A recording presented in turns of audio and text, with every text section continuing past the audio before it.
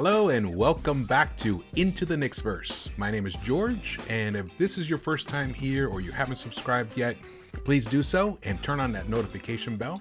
Much appreciated. And, the thumbs ups. The thumbs ups are very helpful. All right. Well, this video, this is a fun video because this video I'm going to dive into the question that the entire NBA is asking themselves. Are the Knicks really good? I mean, is this what we can expect? Are the Knicks really the fourth seed in the East? Let's look at the standings. There we are, 37-29 with 6 games left, 66 games in the books.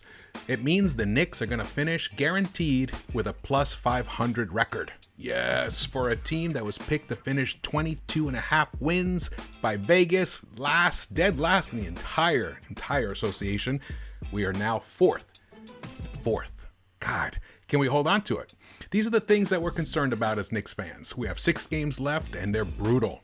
They are with the Suns, with the Clippers, Lakers. Then we come home finally against the Spurs, which are good, and Charlotte, which they're playing. I mean, they're competing. They're competing for, I think, playoff life. Well, actually, they're below. Yeah, they're in 8th seed right now. And we finish against Boston, the Celtics, which we're splitting the season series right now as 1-1. So that could be a deciding game. So this is This is very exciting. Very exciting time. It's a great time to be a Knicks fan. Man, it really is. It really is. Let's see these highlights here. These are the highlights of a Memphis game, which the one that we came back from behind, because to me, that was the turning point in the playoff push for this team. When we came back in fourth quarter to tie the game and then win it in overtime, we basically announced to the NBA, we're for real. We are for real. But how real are we? That is the question.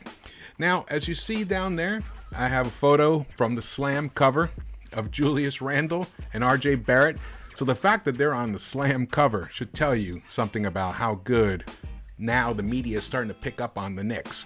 But we're still hearing shit like Shannon Sharp, dissing the Knicks. Max still, even though he's trying to get back in the good graces, he's still, basically he's trying to discount our record by saying, well, they played the Sixers, they didn't have Embiid, the Lakers didn't have AD or LeBron, the Nets, they didn't have KD, and then Harden got hurt. Yes, you can make all those excuses, absolutely, but you cannot argue with numbers. And here are some numbers right now. Julius Randle is averaging 24.1 points for the season, 10.2 rebounds, almost 6 assists, basically 6 assists, 24, 10, and 6. That's phenomenal. He leads the entire team in those 3 categories. As I've said before, I believe only 2 other players are doing that, which is Giannis and Jokic. Look at his field goal percentage, 47.8%, but the 3-point field goal percentage has truly been remarkable. The story, 42%. Last year, he was 28%. I cannot find another example of someone who shoots at a high volume who can increase his 3-point percentage 14 points. That is tremendous. And remember, he's the key guy. He's our number 1. So that means the opposing defenses are keyed in on this guy.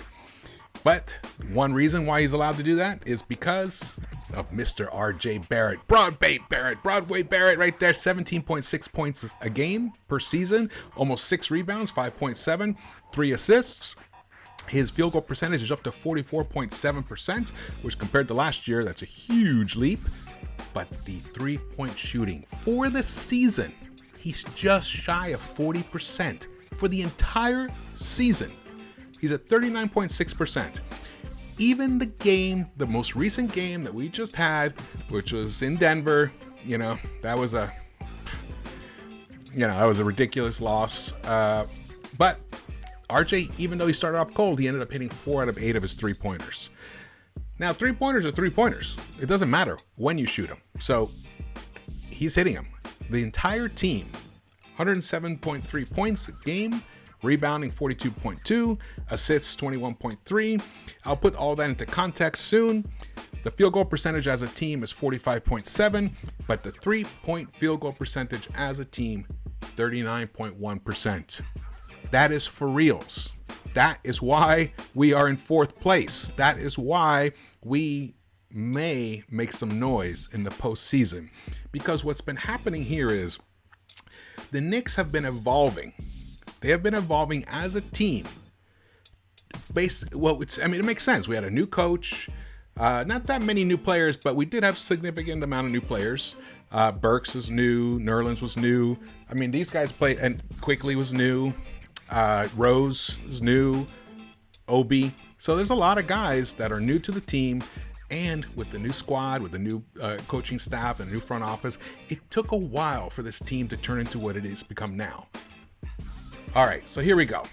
This is answers the question, can the Knicks get better this season? My answer is yes, because they've been doing it throughout the whole season. So pre-All-Star, it comes down to these two things. When the Knicks first started out, we were shooting a lot more 2s than 3s, but we weren't hitting them at a high enough efficiency. So we started out before pre-All-Star, we were shooting 67.4% of our shots were 2-pointers. 32.6% were 3-pointers.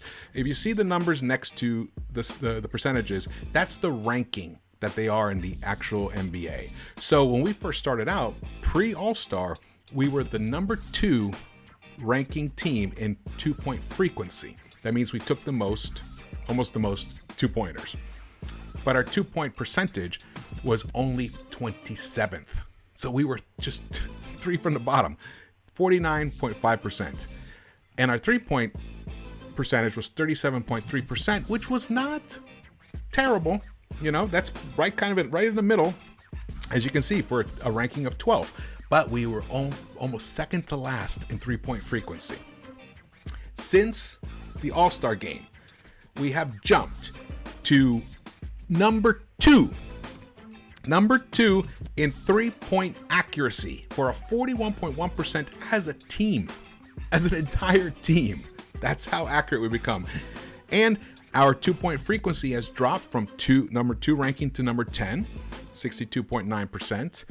Our 2-point field goal percentage, though, it's still low. It actually dropped 48.7% to 29th in the NBA. Our 3-point frequency went up from 29th in the NBA to 20th. I mean, this, of course, it's kind of a seesaw. You take more 2s, you're going to take less 3s, vice versa. So for the season total, though, this is the really interesting part here. For the entire season, it's kind of leveled out some. Our 2-point frequency has leveled out to 7th in the NBA, a 65.4%. Our accuracy, though, it did climb. I mean, it's in totality, it didn't climb. It actually went down since the All-Star to bring it down to a 49.2%. That's not good, guys. Now, partially, it's because we're missing Mitch. Mitch Robinson accounts for so much of our efficiency at the rim on this team that without him, it does hurt us. But look at our 3-point frequency. We're still 24th in the NBA. So we're in the bottom third at 34.6%, but our accuracy, 39.1% for the entire season, for third in the entire NBA. That is a real story, and that story continues. And here we go. So this is through January 31st, the net rating. This is the net rating story here. The Knicks were down 19th in the entire NBA. They had a 9-12 record, a minus 1.4. That is through January 31st. Then we go through February 28th. Where did the Knicks go? Ooh, we climbed. We climbed to 11th, a 1.1. That's pretty good. A 1.1 is pretty good. Okay, so now through March 31st. Remember, March was a little bit of a rocky month. Post All-Star, we dealt with a lot of good teams. So our net rating dropped a little bit to 0.4, but still for 13th in the NBA. So we're in that kind of like top part of the second third of teams. But now through May 7th, the remainder of the season, what is our net rating now? Here it is, 2.7. That's for the entire season. 37-29 record, we're 9th. Now look at the teams above us. Look at it. Lakers, Nets, Nuggets, Sixers, Suns, Bucks, Clippers, Jazz. Can you think of another team in the NBA that has a legitimate claim at making a run for the NBA championship? Any other team other than the Knicks. I mean, not including the Knicks. Any other team of those top 8, Lakers, Nets, Nuggets. Look at below. Who, in the beginning of the season, maybe the Celtics? I don't know. Miami? Maybe they're kind of a disappointment. But really, this shows that the New York Knicks, this shows that the New York Knicks have hit a bit of a ceiling. We lost to the Suns. We lost to the Nuggets. You know, those are 2 good teams that have a legitimate claim at making a run for the NBA championship. But we've taken care of business against everybody else. And we've beat those other teams. We've beaten the Bucks before. We've beaten the Jazz. We've beaten the Lakers. You know, we gave a good game against the Clippers. So there's a lot there to be excited about. And I believe that the progression that these Knicks are on could extend into the postseason. So we have 6 games remaining, and guarantee, I mean, if we finish in the playoffs, which I believe we will, 6 seed and up, we're going to get at least 4 more games. That's a total of 10, could be, 13. And if we win that series, we get into the second round. So that's an additional 4 more games. So we're talking about at least a minimum of 14 more games, possibly, if we win that first round. That is enough time for this team to keep evolving. And let's go back to the team stats here. Let's get this 3-point percentage frequency up. We raise that up. And our 2-point accuracy, we raise that up. New York Knicks can surprise a lot of teams. So the answer to the question is yes. The Knicks are this good. The Knicks, in fact, are going to get better. So there you have it. I'm so excited. Tonight's game is a big game against the Suns. Man, I'd love to get this revenge game. But really, all we need to do is win one of the next 3 games. And I really think the Lakers are a possibility. They just didn't look good. I watched them last night against the Clippers.